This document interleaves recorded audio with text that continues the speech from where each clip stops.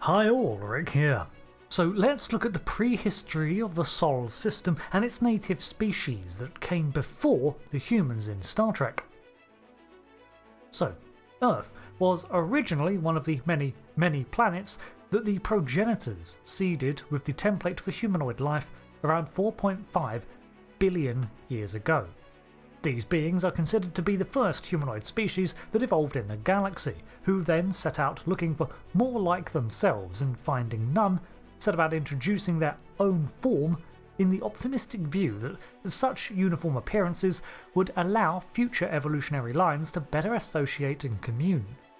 One of the many systems they discovered was a promising 10-planet system with 3 other M-class worlds in it. This was ancient Sol, and those planets were Earth, Mars, and Dol'drm. This work took them uncounted eons, and around 3.5 billion years ago, Earth was seeded with primordial pools of amino acid chains ready to be sparked into life.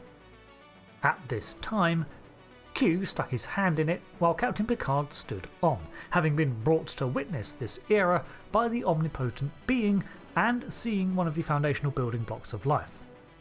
This was almost halted when an anti-time fissure from the Devron system in 2395 began expanding back through time, reaching Earth by 3.5 billion years ago and preventing this would-be building block of life from forming. Fortunately, the Enterprise D, from 3 different timelines, managed to halt the fissure, preventing it from ever emerging into the past and preserving the course of human history. Now, in real life, we don't have a start date for the emergence of life. That's as big a question as it gets. But some estimates say that there may have already been life of a sort in the oceans by 3.7 billion years ago, or 4.1, and what's a few billion years between sci-fi? Well, quite a lot actually, as around 1.5 billion years ago, multi-celled life existed and had begun to form into colonies of more complex beings. Now, the Progenitors' life creation engines were discovered by them too, so how exactly they worked and maintained the instructions in the earliest DNA of life forms is a mystery, but it did not always take hold. Somehow, this directive embedded in numerous life forms, however, survived multiple epochs of differing forms of life, from single-celled across categorizations and even chemical compositions. 80 million years ago, during the Cretaceous Age, in the Companion stage, the first intelligent life emerged on Earth. The Progenitors' planned evolution seems to have taken hold in a species of Hadrosaurus.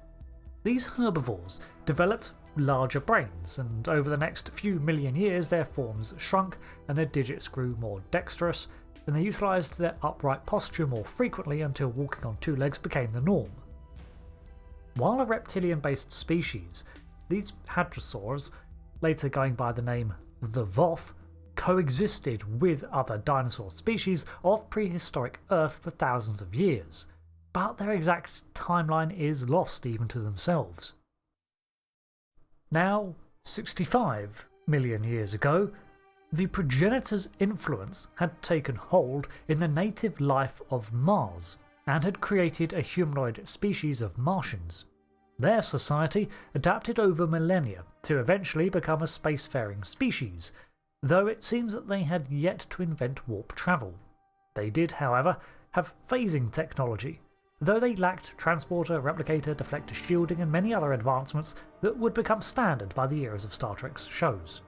At the same time, an insectoid species known as the Dol'drm had evolved on the planet of the same name, and were also achieving similar technological levels. Unlike the Martians, the Dol'drm wanted to attempt to settle on other worlds in the system and launched colony ships to both Mars and Earth. The Earth-bound ship crashed and failed to take, but the Mars-bound ship settled on the Valles Marineris region. Their multiplication, resource gathering and terraforming efforts were so rampant that it began to strip Mars of life in the region, and all attempts at peace talks failed. Eventually, the Martians were forced to bombard the area and tear it up, until nothing remained of the Dol'drm.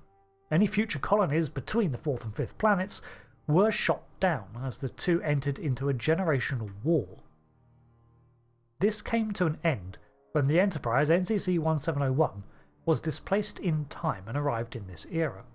The Martians found the damaged Enterprise, and after a period of attempted negotiation and understanding, they learned of the future state of Mars and the fact that they did not exist anymore according to the records of the Enterprise.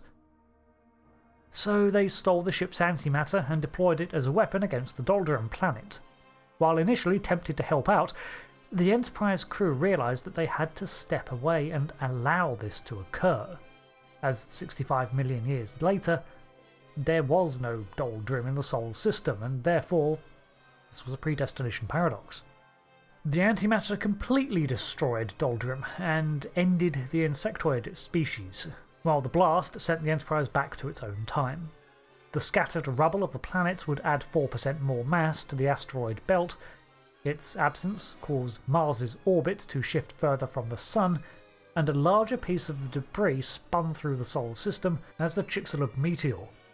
This meteor came down and impacted the Earth, causing a mass extinction of the native dinosaur species. Meanwhile, Mars's new orbit put the planet at risk of losing its atmosphere, and the fates the Martians had been trying to avoid now came to pass, as gradually the planet was rendered uninhabitable. With the Dol'drm gone, Mars becoming uninhabitable and calamitous clouds of fire and ice shrouding the Earth, the Martians embarked on a mass exodus over the next centuries, departing their ruined system, seeking new worlds to settle. The destruction Mars suffered led to the obscuring of much of their civilization, which is another mystery left unanswered. Meanwhile, on Earth, the Voth survived the extinction of many of their cousin species, probably thanks to their greater intellect, but they found their own world ruined. This is part of the record that is missing, even to their own archives, as they eventually managed to depart their ruined Earth, also in search of a new home. Several methods are possible here. They may have developed their own interstellar culture and left Earth in colony ships, pre-warp or otherwise. Hell, they may have even discovered the failed Dol'drm colony vessel and eventually reverse-engineered the technology there, building their own fleet. The alternative is that a passing species, perhaps even the returning progenitors or the preservers, came to see what had happened in the solar system and rescued the Voth from their peril, relocating them across the galaxy.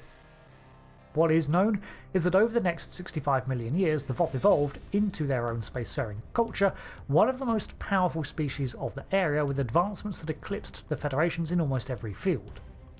In basic canon, they also did save samples of the native species too, including other dinosaurs, which were also depicted on faraway colonies of the Voth or on their own reserves. The Martian exodus, meanwhile, was somewhat successful, with noted DNA markers of them detected in numerous other humanoid species across the local galaxy, suggesting that in their diaspora some successful colonies flourished and continued to develop, branching into new species. As for Earth, of course, it would enter into the Cenozoic era, the age of mammals, as the dominant lifeform on the planet. 500,000 years ago, we would receive another visitor in the form of an aquatic cetacean-based species that saw the emerging whale evolutionary chain as potentially gaining sentience, and they noted to check back in on them 500,000 years later.